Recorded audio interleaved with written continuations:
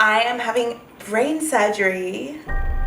So if I had had this fluid build up in my spine like all at once, I wouldn't be able to walk anymore. I'd be paralyzed. But because it's been building up my entire life, my body's like learned to live with it. And if it kept going, you can get paralyzed. Like, it's better to get the surgery than to not, because I don't really want to end up paralyzed. I'm so scared. I haven't filmed in so long. I just first want to acknowledge that I've been drinking coffee and my tongue is brown. It's not because I have a moldy tongue, I just have been drinking coffee. So I have been wanting to make this video for a while, but I didn't know the full details of everything that was happening, and I obviously want to keep you guys updated because I love all of you and I appreciate your support. Just want to let you know what's been going on. So I, as you can see by the title, I'm having... Also, I act so weird when I'm like talking about this because I'm just like, and like, it's so fine. Everything's good. I didn't just have a mental breakdown the other day. I am having brain surgery in early February. So yeah, that's a fun little exciting moment. Just a silly, goofy thing that I have to do. So basically, I'm like acting so weird. You're so nervous about it. I was so nervous. I have never had surgery in my life. The only surgery I've ever had was having my wisdom teeth out, and I was too scared to be put to sleep. Don't ask me why. I'm just scared that I'm not going to wake up when they give me anesthetic. I had all 4 of my wisdom teeth out in the chair. They literally, and 2 of them were impacted, so they like cut into my jaw to get these fucking wisdom teeth out, and I was crying. It was so traumatic. It was way more traumatic than I thought it was going to be. The good news was that it was cheaper, so that was good. So what do I have to get done? Basically, I have this thing called Chiari malformation type 1. Oh god, I don't even know what type it is. Chiari malformation basically is what I have. And the reason I found this out, I had 2 friends that were having brain surgery in the same year, last year, and I also knew of someone who really sadly was the same age as me and found out that she had terminal brain cancer. So I had been getting these sort of really intense headaches at random times. So like when I would lift something heavy at the gym, sometimes when I was pooping, and sometimes when I was having sex. I would get, specifically having sex standing up, very weirdly. So I would get these like... I'm learning so much today. Yeah, I don't talk about this heaps, so I'm like, oh, hi. But I'm going to be honest with everybody. So I would get these really intense headaches that would like, I have to be like, hang on one moment, and I'm like... And I kind of had to breathe through it. It was this really intense headache, but it would only last for about 5 seconds. So a combination of, I had some extended family history of aneurysms, I was getting those headaches, and I knew 3 people that had had brain issues. I was kind of just like, I'm gonna go get an MRI. So I went to my GP. He was like, those headaches just sound like they're blood pressure related, but he checked my blood pressure and my blood pressure was fine. And I was like, no, look, I'd rather go for an MRI. So he was like, okay, sure. So one thing I'm gonna say is trust your gut when you think something might be wrong, because I just didn't feel right just leaving the doctor because I had been getting those headaches for a few years. I went and had an MRI and on my brain, and it came back saying there was something, but they were like, oh, it's not that serious, like it's quite, you know, not that rare, blah blah blah, people have it. So then I went to the neurologist and she told me to go get another brain MRI and a full spine MRI because there was this cyst that was only partly photographed in the brain MRI, so they have to do a full spine one. So I went for the spine one, went back to the neurologist, and she was like, hey, so it's basically way worse than we thought. That's not how she said it, but she did Really? all these tests on me, like, yeah, not quite like that. She did all these tests, like she did these reflex tests. When she did my reflexes, like one side of me was not responsive like at all, and the other side I was like kicking her in the face because my reflexes were so strong. But still, like, she hadn't told me anything was seriously wrong at that point. She was just like, do this test, do this test. She was like poking me with needles in different places and being like, can you feel this? Can you feel this? Which side, like, on your body feels it more responsively? Because basically if your reactions are out of balance on each side, then that can be a sign of the thing that I have. And then when she looked at my MRI, she was like, yeah, it's pretty bad. So I have like a buildup of fluid / a cyst that is through my spinal cord, and it's like thick. Like I'll put the MRI here, well Connor will put the MRI here, and it's pretty bad, like really bad actually. The Chiari thing is like well, it's still rare, but most people that have Chiari malformation don't have to have surgery. So sorry, this is such a confusing way of explaining it, but the Chiari itself is where the cerebellum, I think, of your brain like is too big, and it's like putting pressure on your spinal cord. So when that happens, it causes a buildup of fluid, and the buildup of fluid can cause like balance issues, deafness, pain, headaches. Most people get headaches at the back of their head, which I wasn't really getting. And so yeah, she told me I had this, and I was like, oh shit, okay. And she's like, you probably will need surgery, go speak to the surgeon. And the surgery that they do is they cut into the back of your skull, and they remove a piece of your skull, and they kind of like make space, and making space relieves the pressure on your spine. So it's called a Chiari decompression surgery, I think.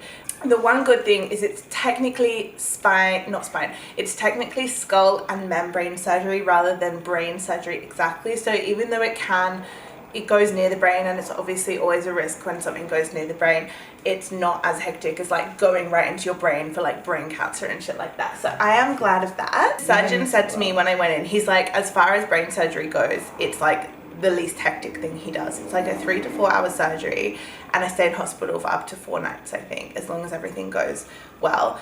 So, and the weird thing is, one of my best friends, Ella, she actually was one of the ones that had brain surgery, and she had the exact same surgery as me. So she has had this already. She did okay with it. Like, she was in Melbourne though, and like not many people knew about hers, and so she was mostly just with her mum. Like, I'm lucky that we're not in the middle of lockdown, even though I'm not going to be able to have visitors in hospital, which is going to suck. You're only allowed visitors in hospital at the moment for compassionate reasons, and compassionate reasons basically mean when you're going to die in the next 24 hours, you're allowed visitors, which is so fucked. And even then, you can't have visitors that have like been overseas or things like that. So even if you're going to die, Jesus, pretty fucked. So it's pretty hectic, and I actually found out all of this, that I was going to need surgery in the same week that I was moving into my new house. So at the same time, I'm kind of thinking, okay, now I need to write my will, because obviously there are always risks with surgery. Like, and this is why I'm like, I kind of like blocked it off for a while, and then the other day I just had Pico gets the house. who's gonna have my house? Who's gonna have Pico? Like, I just want to be a lol and put all my money to charity and be like, sorry, my brother and sister, you're not getting anything. So if you don't like that, then tap. And anyway, it turns out my dad also has Chiari malformation that I never knew about, but he had it checked years ago and his is fine. So most people who have it will never need surgery. Mine is pretty bad. So I went into the surgeon, and I was kind of like, hey, so do I actually need surgery? Like, was the neurologist being dramatic? And he was like, so... Is the neurologist just extra? Yeah, like, is she just being stressed for no reason? And he was like, no, basically, I don't know why you don't have symptoms. I was like, so proud of myself, because he was like, I'm amazed that you don't have symptoms. Like, it's a bad thing, because it meant that I have this really bad thing going on and I wasn't even aware. But he was like, I cannot believe you don't have symptoms. This is the thing I tell everyone to show them how like dramatic and crazy it is. So you're born with Chiari malformation, and it builds up and gets worse over your life. So if I had this fluid build up in my spine like all at once, I wouldn't be able to walk anymore. I'd be paralyzed. So, but because it's been building up my entire life, my body's like learned to live with it. So that is how bad it is. And if it kept going, you can get paralyzed. Like, that's why I need the surgery. Obviously there's risks with the surgery that it can make you paralyzed, because they're dealing with your brain, and there's a risk with any surgery, but it's better to get the surgery than to not, because I don't really want to end up paralyzed. Hopefully everything will go fine. It's going to be a pretty shitty recovery. Apparently, as long as I stay on top of the medication, they'll give me strong stuff. The first few days, I think, or maybe at least the first 24 hours, they can't give you really strong medication, because they can't just write off like weird behavior as, oh, that's just the medication. So like, when they're not giving you strong medication, if you're acting really strange or whatever, they can make sure that that's because they've fucked your brain and you need to get that fixed or something like that. So annoyingly, for the first few days, I think you can't have the super strong medication, but he says that it should be fine and I'll be okay. I think I'll be still pretty off my head, hopefully, with all the drugs.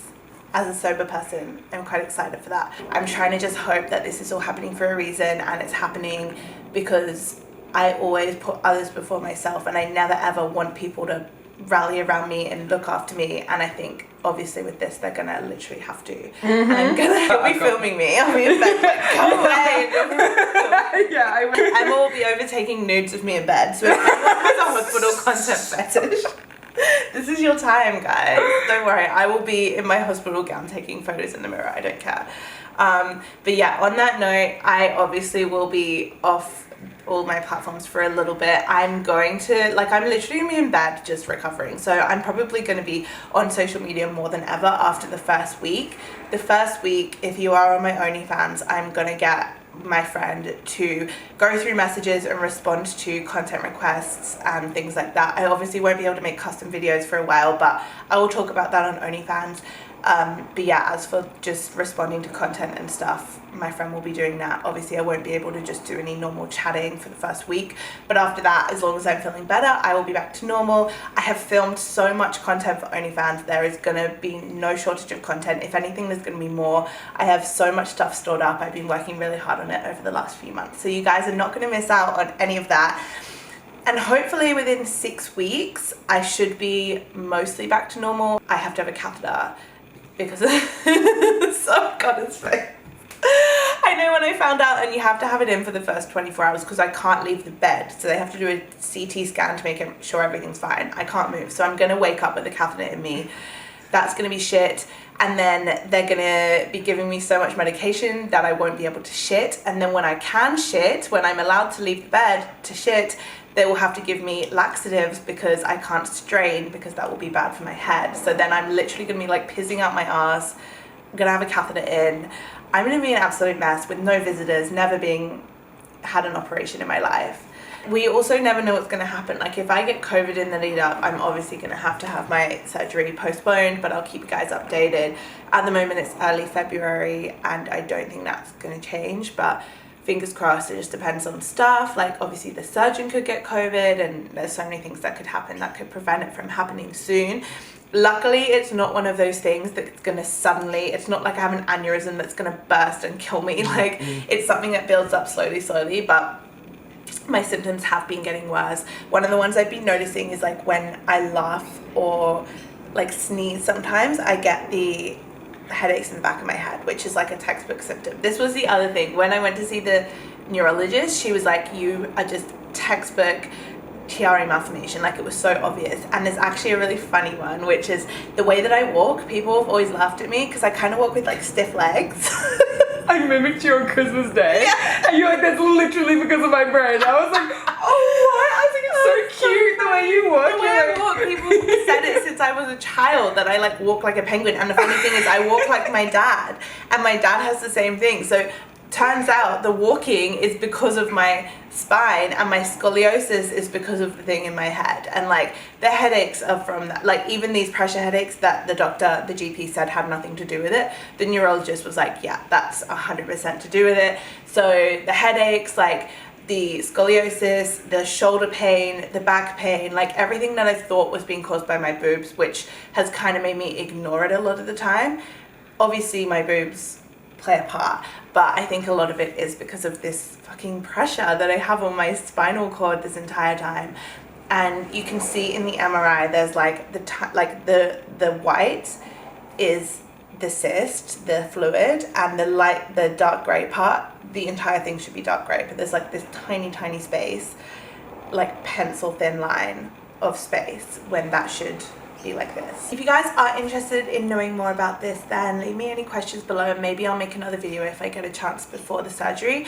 If not, I will definitely be filming my recovery and everything that's going on with that if you guys are interested. If not, I will be uploading other videos in the coming weeks because I don't want you guys to be short on content, and obviously I'm going to be out of action for a little bit. Again, as always, all the links are below in the description. Leave any questions below. Thank you guys for supporting me and watching this video. Like and subscribe, guys. Leave any questions below and I will speak to you next time. Bye.